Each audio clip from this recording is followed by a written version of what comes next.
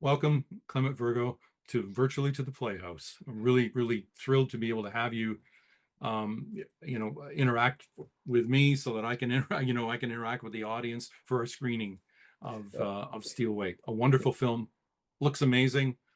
It's going to look fantastic on our big screen. And I am sorry you aren't going to be here to see it because it's probably one of the best screens in Canada for oh, scope. yeah. Well, So, yeah, and yeah, it's going to look great. So, there. yeah. First of all, thank you for showing the Steel Away, Terrance, and I apologize I couldn't be there in person. It's a personal, Yep. Yeah, it's that's a fine. personal issue, so I'm so apologize for that. But Um, thank you again for showing, and I hope people love the film and enjoy it and get something out of it. well, we try and show an awful lot of Canadian films, and we try and as much as we can to get the director involved in some capacity. It really helps, and as you know, we need all the help to try and push getting Canadian films on Canadian screens, not just on television. So this is a Yeah. great opportunity. I really enjoyed the film. It was incredibly unsettling for me, but not as unsettling as what we will about to talk about. This comes from a book called Steal Away Home, which Yeah. is a nonfiction book. Yes, it is. It's a nonfiction book written by Carolyn Smart Frost, and it's a book that was sent to me, and a book that I quite liked. But a number of years ago, I did a historical piece called the Book of Negroes, Yeah. and Still Away Home in some ways was told a similar story, but from a different perspective. And of course, I'm fascinated by that history, but I didn't want to go back into that history, into that time period. So part of the challenge was how do I tell this story that I love, but in a way that is unique or fresh or something perhaps that would intrigue me and make me want to make this film. And because of that, it for me was less unsettling as a traditional as Book of Negroes made me feel unsettled because I'm aware of the danger every second of going. Whereas this, I wasn't sure what was if it was going to be if they were just going to become friends and there's some going to be some danger or something. And but every now and then, boom, something would happen and go, oh shit, here we are. It's the where it's gonna get dark.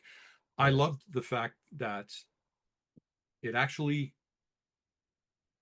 really focused, and I see it as a it's a relationship story. It's a love story, and Mhm. it's something that starts with something that's a great topic to talk about. It's kind of like the her fetishization of Fanny's fetishization of and infatuation that eventually grows into real love by the end, Mhm. I think, to the Yeah. point of sacrifice. No, it's And interesting. I've done a number of interviews now, and no one has described their Fanny and Cecile's relationship as a love story, which is interesting, I think it's quite true, and it's, in terms of the world, I really wanted to kind of capture it in this kind of fantasy kind of world and to kind of create a genre mashup in some ways. And use elements of cinema of suspense or thriller or even horror, and really Mhm. kind of world build and kind of construct my own world. And of course it's about history, but how does one tell that history without being didactic or tell it in a new way? And so um, placing the story into my own universe in some ways. I felt like a good way in because some of my favorite films do that. Yeah. Well, I think it opens it up as you probably wanted it to. It opens it up to a whole group of people, a wider range of people who would want to watch this kind of story. It has the present day feeling, which is still kind of, I mean, I was going to say, I just got to say, Fanny's dressed like basically a porcelain American girl most of the time, and then and you've got Cecile who's dressed, boldly and confidently in what I remember just from my film watching would be more something like really cool clothes from Nigerian films from the 60s and 70s. And, like it's got and that just gives it a whole different spin. So that's the modern twist, I think really does help work. Although I still don't know where the hell Yeah, I it mean, takes yeah, place. yeah. But I mean, I love films that force me to lean in, Yeah. and part of what I wanted the audience to do is to kind of participate and try to figure out how to puzzle out this film, this Yeah. puzzle box of a film, and your observation around how they're dressed, yes, I mean, Fanny is a bit of a Southern belle, Yeah. and the original story, nonfiction, real story of Fanny and Cecile took place in the American kind of antebellum South, and I wanted to echo that, but I also wanted to echo the past, of course, but I also wanted to echo the present, the sense of how um, Cecile is kind of fetishized, as you say. Mhm. We see that now. We see a kind of a mashup of cultures and the kind of fascination for certain kinds of culture, music and dress and even language, and the way people speak. And so I wanted to explore that and create a kind of unsettling, Lynchian, world. Well, it is. I mean, I'm probably jumping ahead here, but because you're talking about the genre of it and how you mashed things up, which is, I think, is just, I'm sure you yourself, you do it somewhat intuitively because you just want to be excited about Yes. what you're making and where you're going with this film. But, I recall when I saw Rude in 95 and Wow. like 31 years later, when I hear your name, I see a lion Right. because the image the image is from Rude, right? The lion Yes. Yes, is, it yeah. is. It is from So I Rome. see the lion, and I just know I remember the lion jumping as maybe as I Yeah. remember it, and and then with this I'm seeing a big male buck deer in this that shows up, and I kind Jesus. of love Wow. the idea how you. I don't know. I mean, I've seen a number of your films, but I don't recall. This is not something that we can write and say Clement Virgo always puts a mythical animal in his films. I don't think you do that. Wow. You know So what? That's a really an astute observation. That never literally, I never put that together. It's just it's kind of, maybe it's part of my preoccupation, because I love dream and reality operating on the same plane. And yeah, you're right. yeah, For my very first film, when I was in my mid 20s, making Rude, yeah. this preoccupation with this mythical line roaming through But it has this a neighborhood. purpose. It It's has a there. purpose. You've Yeah. put in you're making it it's she eventually is running. Fanny's running with the deer. So I don't know if this is going too deep or anything, but I can't remember. Does Cecile ever see the deer, or is it only Fanny who sees the deer? It's only Fanny that sees it there. Oh, interesting.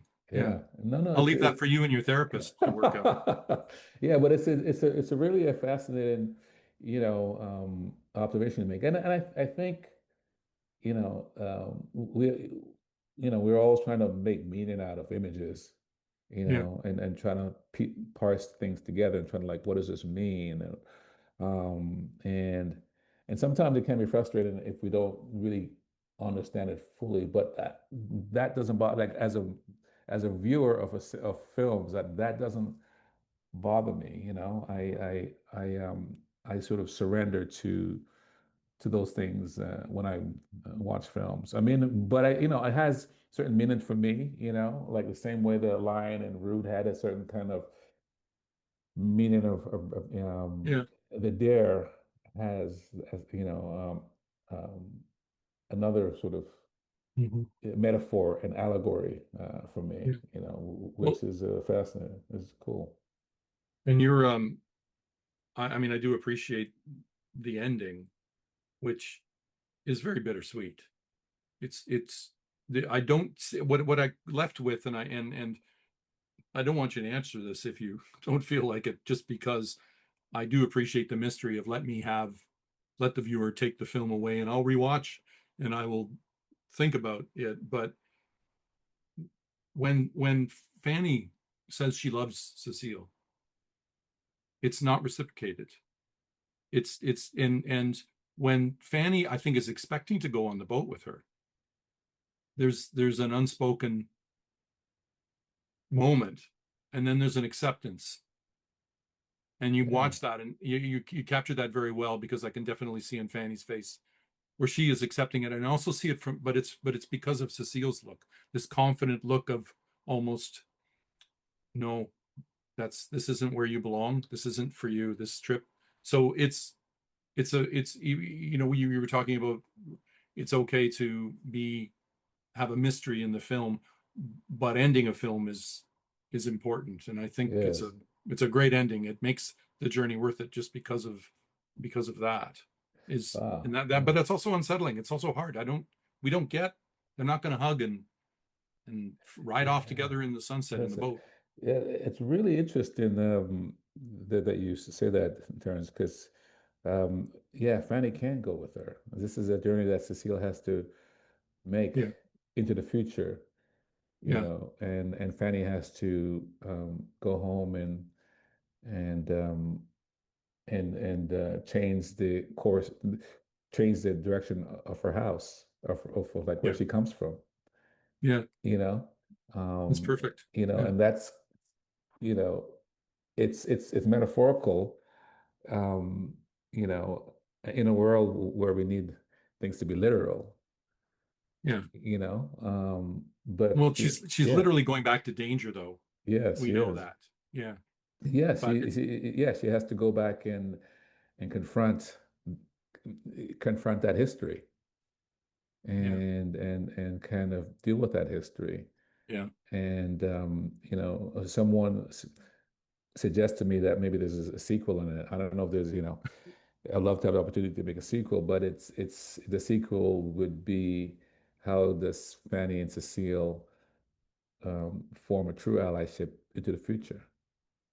and and then for me personally, I'm good with making that up in my head and Yes, thinking about it. So it's a great message to leave me to. It's a great thinking. It's not a message. yeah, It's a great question to leave me yes, with. Um, where did Mallory Johnson, and then you say Angourie Rice? Is that how you say her yes, name? yes. Did you have Angari. them in mind? Did you find them? I mean, one's Australian, one's American.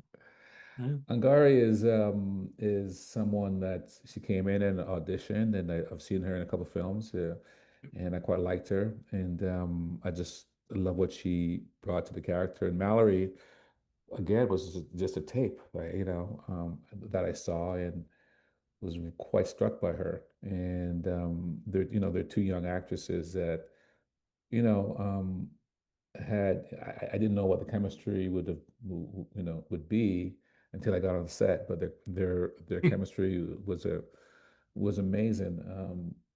And and I guess there's a couple ways that we could have made this film. We could have made the film in a kind of straight ahead modern way with people sitting over computers and cell phones and all of that, and make it a more sort of straight ahead direct film, you know. But it's you're what I like about how you're talking about the film is that you're talking about it in a kind of metaphorical way within the context of history, Yeah. which is how, um, looking back, that's how I kind of approached the film, and Yeah. that's how we approached it in terms of the writing, and that's how I approach it in terms of the style and the approach, you know, Mhm. and hoping that people would sort of go on the ride, go on the journey. Well, it's also very contemporary too. I mean, you've got a lot of things going in there, just people getting picked up off the streets. You shot this Yeah. probably a year or more, Yes. like a year Yes. and a half ago. You weren't, well, I mean, ICE wasn't doing what they're No. doing, and so you just unfortunately locked into something that's, with the no immigrant posters and not making it kind of if it was back in the day, if it was back in its time that the book was set, the posters would be wanted runaway Exactly. slave posters, but instead it's get immigrants out. You're saying the modern day version of that, the modern day, at least the way I look at that. And it's Yeah, and yeah, I mean it's modern, but it's also not, you know. I mean, there's throughout the history yeah, of the world, you know, of the West, that's been part of the history, you know. That's a history of unfortunately Canada, where we live, and yeah, the history of the US, the history of Europe, you know. There's always been the other, yeah, and and trying to figure out how to keep the other away from you, you know. yeah. And that's not new. No. That's all this time, you know. It's what's her name from I forget in Hairspray when she gives her speech, she said becomes a whole parade of stupid, Right. as that when that's brought back up again, it's a very sort of strange element. I wanted to briefly talk. I know our time is going to end soon, and I wanted to talk about your career. Like I at one point I was on a jury judging for best director for television series, and there was an episode there was two episodes from the same series that were nominated, and both directors from two of the episodes were nominated. I could One of them was you, and I don't think there was a bias. Yeah, it was a while ago. What was the series? I can't remember. I don't know what I it can't remember. was. All I know, it was a boxing or FUC fight. It was Oh a yeah, yeah. It was. Yeah, I think I know the series. Yeah, yeah. Yeah. It anyways, I had to watch both of them, and and I've worked myself in television editing, in television in particular, and I can see the differences in directing, and I can see how an editor might have to work with what they're given from a director. And I couldn't help seeing, I knew it was you, but I couldn't help seeing somebody who's a bit of an auteur, who's an auteur working in television. Yeah. Whereas the other show probably was a lot simpler and easier to cut by the other director because it's TV. And I'm wondering, and I don't mean that. I mean that in because I'm aware of it's you're saddling, you're writing, and you've always been doing that, kind of working on the two elements. It's cinema and TV are two different breeds, different species, you know, Yeah. um, or same species really. And I'm wondering how you managed to do that. You go from Book of Negroes, which is a mini series based on a very popular book that you were a part of with Lawrence from the beginning. But other things is when you go and you direct TV and then you go back into cinema. Do you feel yourself? Do you call yourself an auteur? You know, I with TV, I see myself as a director. Okay. You know, I see myself as a kind of hard hat director, and but I can't help but put my personality, just things that I'm preoccupied with, into the show, you know, whatever show I'm doing, you know, whether it's a visual approach or just suggesting certain story ideas or shooting it in a way that to me keeps me interested. So in television, I sort of see myself as a kind of hard hat director who's hired to do a job and that I've done, and that's a living, you know. Yeah, yeah. Film is my vocation. It's something I love, and it's something that I mean, am I an auteur? That I think that's for other people to kind of decide. But for me, I see myself as a writer director.